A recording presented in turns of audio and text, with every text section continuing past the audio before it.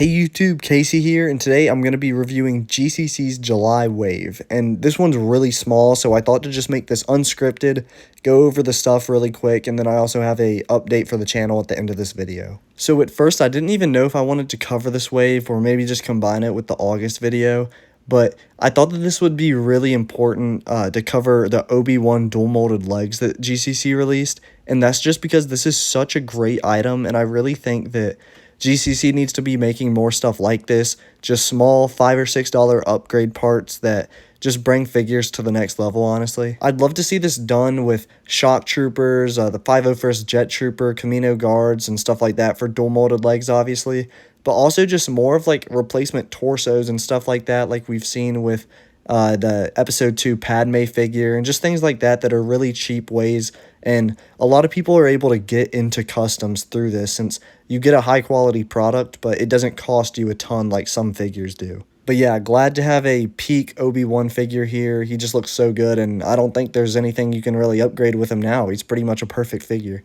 Now, the only actual full figure that released in this wave was the Kamino Commander, and I mean, he's whatever. He's kind of cool, I guess, but he was in the Clone Wars and like an episode or two and kind of niche, but I'm glad we get him, someone from the Clone Wars that we haven't gotten yet.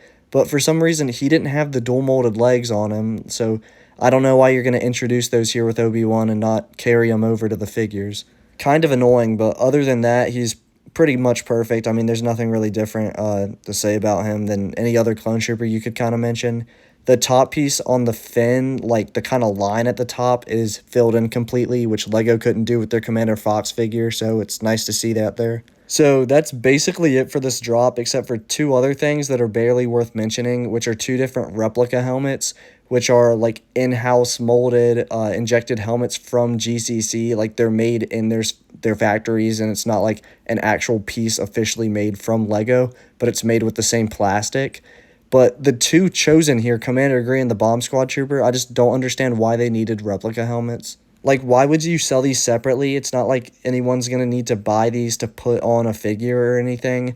I understand it with some other helmets that are released, like, of course, the Shock Trooper and 212 helmets, because those upgrade current figures, right? Like, you might have a Shock Trooper with holes on the helmet, and you want to buy the replica helmets to remove those helmets and put on the new upgraded ones, right? But it's just like bodies in 2020 style for these helmets aren't like abundant or anything anywhere, so I just don't understand the need to have like mass produce them, like if that makes any sense. I don't know, but just thought that was worth mentioning. And yeah, as you've seen in the back here, I have my Utapau mock, which you've probably seen if you're an OG of the channel, and now I can throw an Obi-Wan here, and this thing looks like really great now. I like it a lot better. I like the CAC battle droids that I've added on here too. I didn't have those at first when I made the mock, but yeah, it looks pretty good. And speaking of mocks, actually, I have my Mandalore mock that I've started on. I know I've mentioned that in my June GCC wave, I believe.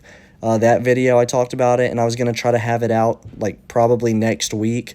But that's probably not going to happen, or definitely not going to happen, because there's some parts that I'm going to need to order off Bricklink, and I'm actually leaving for college in about a week, so I won't get the parts in time. But hopefully the first video that comes out as soon as I get out will be this mock, and I'm really excited how it's looking so far. You can see I've kind of like outlined where I want some things to be.